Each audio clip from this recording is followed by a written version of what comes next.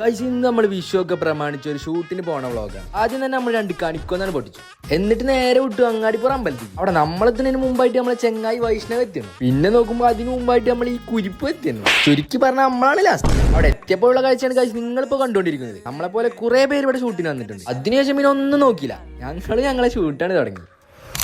പിന്നെയാണ് ഗൈസ് ഒരു സംഭവം ഞങ്ങളെ ശ്രദ്ധയിൽപ്പെട്ടത്. നമ്മൾ കൊണ്ടുപോയ കണിക്കൊന്നതിൽ ഫുള്ള് പുഴു. അതിന്റെ ഇടയിൽ പിന്നെ ഇവിടെ ഷൂട്ടിന് വന്ന ആൾക്കാരെടുത്ത് നമ്മളെ കൃഷ്ണനെ കടം വാങ്ങി ഒരു ഫോട്ടോ കൂടെ എടുത്തു. അതിന്റെ ഇടയിലാണ് പിന്നെ മാസമായിട്ട് നമ്മളെ ജിജിൻ മാസ്റ്റർ ഉണ്ട്.